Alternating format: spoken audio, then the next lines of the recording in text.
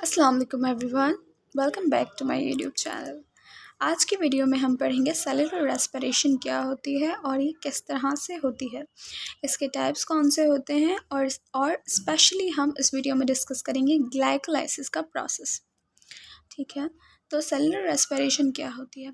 हमारे पास दो टाइप की रेस्पिरेशन होती है, एक होती है एक्सटर्नल रेस्पिरेशन और दूसरी होती है internal respiration. Cellular respiration internal respiration होती है। ठीक है, ये होती है इंटरनल रेस्पिरेशन। एक्सटर्नल रेस्पिरेशन कौन सी होती है? जो हम ब्रीथिंग करते हैं। ठीक है, इंटरनल रेस्पिरेशन वो होती है जो सेल के अंदर होती है, इसीलिए इसको सेलुलर रेस्पिरेशन कहते हैं। तो सेल में रेस्पिरेशन किस तरह से होती है? जो हमारे बायो मॉलिक्यूल्स होते हैं या बायोफ्यूल्स होते हैं वो हमारी बॉडी के अंदर सेल्स में कन्वर्ट होते हैं in the form of energy through the different enzymes, energy में कन्वर्ट होते हैं। तो उस प्रोसेस को हम सेलुलर रेस्पिरेशन कहते हैं। सेलुलर रेस्पिरेशन जो है इसके दो टाइप्स होते हैं, एनारोबिक रेस्पिरेशन होती है और एरोबिक रेस्पिरेशन होती है।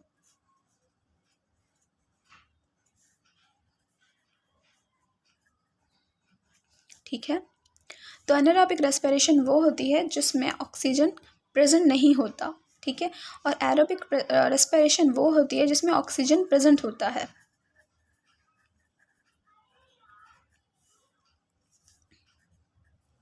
ठीक है, तो मेटाबॉलिज्म में जो सेलुलर रेस्पिरेशन होती है ये कैटाबॉलिक रिएक्शन होते हैं इसके अंदर। किस तरह से?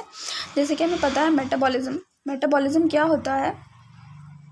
मेटाबॉलिज्म ऐसा होता है जिसके अंदर हम सबस्ट्रेट से प्रोडक्ट्स बनाते हैं। ठीक है, इसके दो टाइप्स होते हैं, एक होता है कैटाबॉलिज्म और दूसरा होता है एनाबॉलिज्म। ठीक है, कैटाबॉलिज्म के अंदर होता है कि हम डिग्रेडेशन करते हैं बायोमॉलिक्यूल्स की, यानी हम किसी कॉम्प्लेक्स मॉलिक्यूल को ब्रेक डाउन करते हैं इनटू टू प्रोडक्ट्स। ठीक है, और उसके बॉन्ड से जो है जो एनर्जी निकलती है उसे हम यूटिलाइज करते हैं। ठीक है, तो ये कैटाबॉलिज्म के प्रोसेस में होता है, हमें एनर्जी मिलती है जब बॉन्ड्स ब्रेक डाउन होते हैं। ठीक है, फॉर एग्जाम्पल अगर यहाँ पर हम एग्जाम्पल से बात को समझें तो अगर कार्बोहाइड्रेट का मॉलिक्यूल है, हमारे पास स्टार्च है। ठीक है, स्टार्च जब ब्रेक डाउन होगी तो फर्स्ट सपोज हमें ग्लूकोज के मॉलिक्यूल्स मिलेंगे। ठीक है, तो उनके बॉन्ड से जो है हमें एनर्जी रिलीज होगी, एटीपी, वो हमारी बॉडी यूटिलाइज करती है through the different functions perform करने के लिए सेल की। ठीक है, और एनाबॉलिज्म कैसा प्रोसेस होता है? एनाबॉलिज्म ऐसा प्रोसेस होता है जिसमें हम फॉर्मेशन करते हैं कॉम्प्लेक्स मॉलिक्यूल्स की थ्रू द सिंपल वंस। मतलब फॉर एग्जांपल इसमें उल्टा होता है, इसमें हम सिंपल मॉलिक्यूल्स को ज्वाइन करते हैं और एक कॉम्प्लेक्स मॉलिक्यूल की फॉर्मेशन करते हैं। ठीक है, तो ये प्रोसेस होता है, इसमें एटीपी यूज होती है, इसमें एटीपी यूज़ होती है, तो इसमें एटीपी बनती नहीं है, हमें मिलती नहीं है, इसमें एटीपी यूटिलाइज होती है। तो जो सेलुलर रेस्पिरेशन है इसमें हम कौन सा प्रोसेस करते हैं? कैटाबॉलिज्म का प्रोसेस करते हैं, तो हमें एनर्जी मिलती है in the form of ATP. तो सेलुलर रेस्पिरेशन जो है वो मैंने आपको बताया दो टाइप की होती हैं, एरोबिक और एनारोबिक। ये दोनों ही जो है ग्लाइकोलाइसिस के अंदर पॉसिबल है। ग्लाइकोलाइसिस की हम बात करेंगे डिटेल में। ग्लाइकोलाइसिस जो है अगर हम परफॉर्म करते हैं एनारोबिक कंडीशन के अंदर तो भी हमें प्रोडक्ट मिलता है, और हम एरोबिक में परफॉर्म करते हैं तो भी हमें प्रोडक्ट मिलता है, और एनर्जी भी दोनों ही सूरतों में मिलती है। सेलुलर रेस्पिरेशन के अंदर ग्लाइकोलाइसिस, क्रेब्स साइकिल और लास्ट में हमारा इलेक्ट्रॉन ट्रांसपोर्ट चेन आता है जो कि हमें एनर्जी देता है। इन सब प्रोसेस को वन बाय वन डिटेल में डिस्कस करेंगे। पहले हम ग्लाइकोलाइसिस को डिस्कस करते हैं। तो जो हमारे पास सेलुलर रेस्पिरेशन के 3 मेजर स्टेप्स हैं उसमें से हम ग्लाइकोलाइसिस को पहले डिस्कस करेंगे। ठीक है, तो ग्लाइकोलाइसिस का मतलब क्या है? ग्लाइको और लाइसिस। ठीक है, ग्लाइको माने हैं ग्लूकोज, लाइसिस माने ब्रेक डाउन। तो इसका सिंपल मतलब है कि इसमें हम ग्लूकोज का ब्रेक डाउन करते हैं। ग्लूकोज क्या है? ठीक है, ग्लूकोज एक मोनोसेक्राइड है, कार्बोहाइड्रेट है। ठीक है, जिसका मेटाबॉलिज्म करते हैं ग्लाइकोलाइसिस के प्रोसेस के अंदर। ये मॉलिक्यूल हमें डिफरेंट, हम फूड आइटम्स जो कंज्यूम करते हैं उसमें होता है, हम इसको जो है वो मेटाबॉलिज्म इसका करते हैं ताकि हमें इससे एनर्जी ऑब्टेन हम कर सकें in the form of ATP. तो हम इसको ब्रेक डाउन करते हैं। ये प्रोसेस कैटाबॉलिक रिएक्शन है through the different enzymes and series of actions. जो है हम इसका ब्रेक डाउन करते हैं और एटीपी उससे हासिल करते हैं। जैसे कि मैंने बताया था कि ये प्रोसेस एनारोबिकली भी हो सकता है और एरोबिकली भी हो सकता है। एनारोबिकली अगर ये होगा तो ये विदाउट ऑक्सीजन होगा, फिर इसका एंड प्रोडक्ट जो है वो चेंज होगा, और अगर एरोबिकली होगा तो इसका एंड प्रोडक्ट चेंज होगा। ठीक है, एनारोबिकली अगर ये होता है विदाउट ऑक्सीजन, ठीक है, अगर ये विदाउट ऑक्सीजन होता है तो हमें एंड प्रोडक्ट जो है वो क्या मिलेगा, लैक्टेट मिलेगा। ठीक है, विदाउट ऑक्सीजन।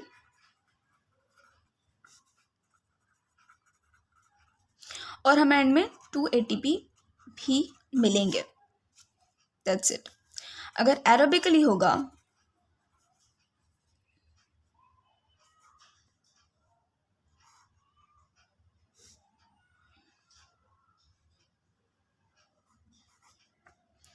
तो क्या होगा, ऑक्सीजन की प्रेजेंट में होगा। ठीक है, फिर हमें एंड प्रोडक्ट जो है वो पायरुवेट मिलेगा,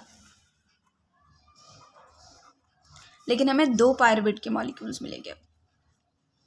और एटीपी तो अगर हम सिर्फ ग्लाइकोलाइसिस की बात करें, ग्लूकोज का मॉलिक्यूल ग्लाइकोलाइसिस में कितनी एनर्जी देता है, तो वो हमें वैसे 9 देता है, लेकिन क्योंकि हम 2 ATP यूटिलाइज करते हैं तो 7 ATP हम काउंट करते हैं, क्योंकि हमें 2 पायरुवेट के मॉलिक्यूल्स मिले हैं। अगर हमें ग्लूकोज के मॉलिक्यूल को पूरे क्रेब्स साइकिल तक काउंट करें तो बहुत ज़्यादा हो जाएगा। अभी हम सिर्फ ग्लाइकोलाइसिस की बात कर रहे हैं तो हमें 7 ATP यहाँ पर मिलते हैं। अब हम इसका स्टेप वाइज जो है इसको पूरा करते हैं। तो अगर हम इस बुक से समझें तो बात को समझना ज़्यादा आसान हो जाएगा। फर्स्ट सपोज ये आप देख सकते हैं एक ग्लूकोज का मॉलिक्यूल है। ग्लूकोज का मॉलिक्यूल जब हमारे सेल में इंटर होता है तो उसके पर जो है ग्लाइकोलाइसिस एक्ट करती है। ग्लाइकोलाइसिस के बारे में अगर मैं कुछ बातें कहूँ तो ग्लाइकोलाइसिस बहुत ज़्यादा इम्पॉर्टेंट साइकिल है, क्योंकि स्पेशली उन सेल्स के लिए जिन सेल्स में जैसे कि एरिथ्रोसाइट्स होगा या बाकी ब्रेन सेल्स होगा जिनमें सिर्फ ग्लूकोज ही यूटिलाइज हो सकता है, जिनमें बाकी साइकिल्स नहीं है या माइटोकॉन्ड्रिया नहीं है। जिन सेल्स के पास माइटोकॉन्ड्रिया नहीं है उन सेल्स के लिए ग्लाइकोलाइसिस मेन साइकिल होती है। इसी से वो एनर्जी जो है वो ऑब्टेन करते हैं, क्योंकि ग्लाइकोलाइसिस जो है वो माइटोकॉन्ड्रिया के बाहर होती है, सेल में साइटोप्लाज्म में होती है। ठीक है, बाकी जो हमारी 2 साइकिल्स हैं जैसे कि क्रेब्स साइकिल और इलेक्ट्रॉन ट्रांसपोर्ट चेन जो है ये भी माइटोकॉन्ड्रिया के अंदर होती है और वहाँ हमें एनर्जी देती है। लेकिन ग्लाइकोलाइसिस जो है माइटोकॉन्ड्रिया के बाहर होती है साइटोसोल में। तो ऐसे बहुत से सेल्स हैं जिनके पास माइटोकॉन्ड्रिया नहीं है, तो उनके लिए मेन साइकिल है ग्लाइकोलाइसिस, जिससे वो एनर्जी ऑब्टेन करते हैं। तो जैसे ही हम कुछ खाते हैं, न्यूट्रिशन जो न्यूट्रिएंट्स हम लेते हैं उनमें अगर ग्लूकोज का मॉलिक्यूल हमारी बॉडी में आता है तो सबसे पहले ये ब्लड स्ट्रीम में जाता है। ब्लड स्ट्रीम से हमें पता है कि सेल्स के अंदर थ्रू द डिफरेंट हार्मोन्स और जो है ये हमारे सेल के अंदर ग्लूकोज आता है इंसुलिन की वजह से। ये हमारे सेल के अंदर ग्लूकोज आता है। ठीक है, ग्लूकोज जब सेल के अंदर आता है उसके बाद इसका ग्लाइकोलाइसिस स्टार्ट होता है। तो किस तरह से स्टार्ट होता है, सबसे पहले इस पर एंजाइम एक्ट करता है, हेक्सोकाइनेज एंजाइम, और यहाँ पर एक एटीपी यूज हो रहा है। ठीक है, एटीपी यूज हो रहा है और ग्लाइकोलाइसिस जब एटीपी ने इसको एक फॉस्फेट दिया ग्लूकोज को तो एडीपी निकल गया। ठीक है, एटीपी ने एक फॉस्फेट दिया तो ग्लूकोज के कार्बन नंबर 6 पे फॉस्फेट लगा, तो इसे हम कहेंगे ग्लूकोज 6 फॉस्फेट। ठीक है, जाहिर है एक ग्लूकोज का मॉलिक्यूल था, इसको एटीपी मिला तो इसके 6 नंबर पे एटीपी लगा, अब ये ग्लूकोज 6 फॉस्फेट। हेक्सोकाइनेज ने ये एक्ट करवाया है। ठीक है, इसके बाद जब ग्लूकोज 6 फॉस्फेट के ऊपर एक एंजाइम एक्ट करेगा जिसका नाम है फॉस्फोहेक्सोआइसोमरेज। फॉस्फोहेक्सोआइसोमरेज क्या करेगा, इसके अंदर आइसोमेरिज्म करा देगा और ग्लूकोज को फ्रक्टोज के अंदर कन्वर्ट कर देगा, तो वो हो जाएगा फ्रक्टोज 6 फॉस्फेट। ठीक है, फ्रक्टोज 6 फॉस्फेट के ऊपर यहाँ पर ये वाला जो स्टेप होता है फर्स्ट, ये इरिवर्सिबल स्टेप होता है। ठीक है, और सेकंड थर्ड नंबर पे क्या होगा, फ्रक्टोज 6 फॉस्फेट पर एक्ट करेगा फ्रक्टोफॉस्फोकाइनेज। फ्रक्टोफॉस्फोकाइनेज क्या करेगा, यहाँ पर फिर से एटीपी यूज़ हो रहा है। ठीक है, हमने ये बात याद रखनी, एक एटीपी फर्स्ट स्टेप में यूज़ होता है, सेकेंड एटीपी थर्ड स्टेप में यूज़ होता है। ठीक है, एक और एटीपी यूज़ हुआ तो इसको एक और एटीपी मिला। ठीक है, 6 नंबर पे पहले ही एटीपी था, फॉस्फेट था, फर्स्ट नंबर पे भी फॉस्फेट लगा तो 2 फॉस्फेट इसको मिल गए हैं। ठीक है, तो अब इसका क्या नाम हुआ, फ्रक्टोज 1,6 बिसफॉस्फेट। 1 और 6 दोनों कार्बन पर फॉस्फेट है इसलिए बिसफॉस्फेट। फ्रक्टोज का मॉलिक्यूल है 1,6 बिसफॉस्फेट।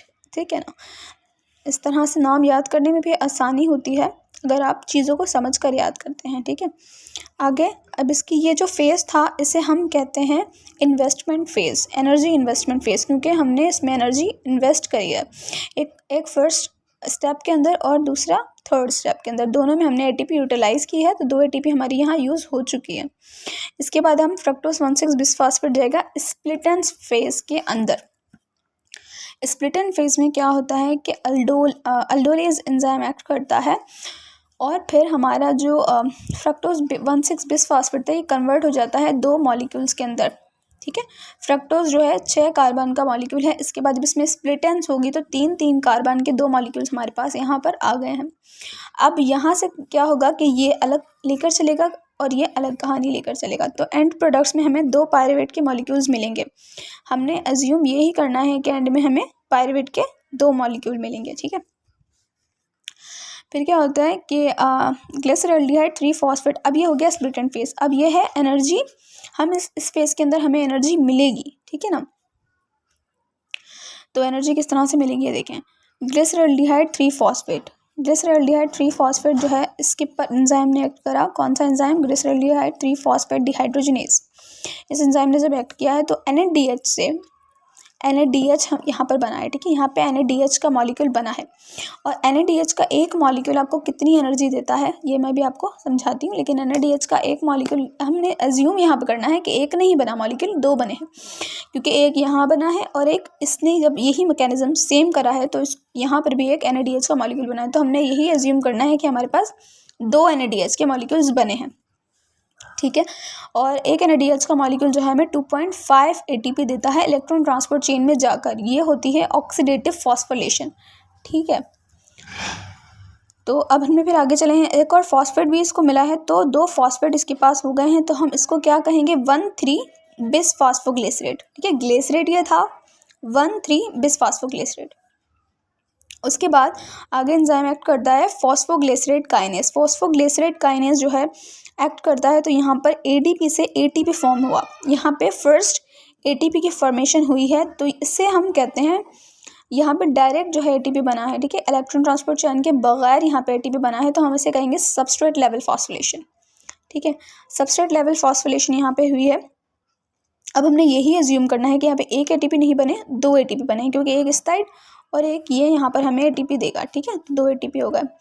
हमने ATP भी काउंट करते जाना है कि कितने बन रहे हैं हमारे पास, क्योंकि अगर ये हमारे पास NADH 2 बने हैं तो हमने काउंट करने हैं कि 2.5 यानी 5 ATP, ठीक है। और 2 ये हो गए, एक इसने दिया हमें ATP और एक इसने, मतलब कितने हो गए 7 ATP के मॉलिक्यूल्स।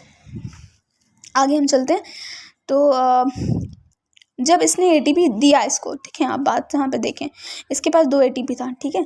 इसने ADP को एक फॉस्फेट दे दिया, इसके पास 2 फॉस्फेट के मॉलिक्यूल्स थे, ADP को इसने एक फॉस्फेट दे दिया, तो यहाँ पे एक फॉस्फेट चला गया।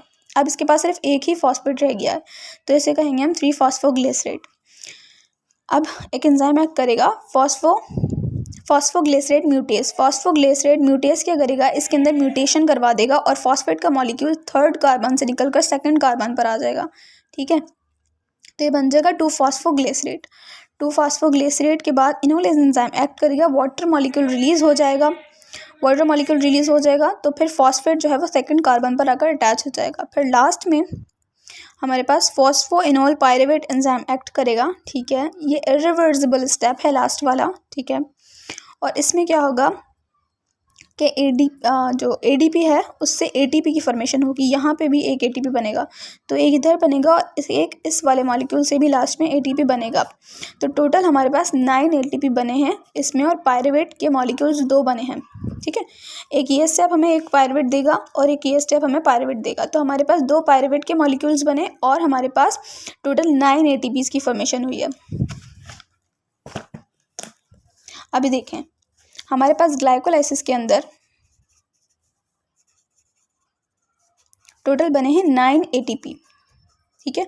लेकिन क्योंकि हमने 2 ATP यूटिलाइज करे हैं, कहाँ पर, ये देखें, एक ATP हमने यहाँ पे यूटिलाइज किया था, दूसरा ATP यहाँ पे हमने यूटिलाइज किया था, तो हम इसमें से 2 ATP जो है वो माइनस कर देंगे, तो हमारे पास टोटल 7 ATP बने हैं ग्लाइकोलाइसिस से। That's it.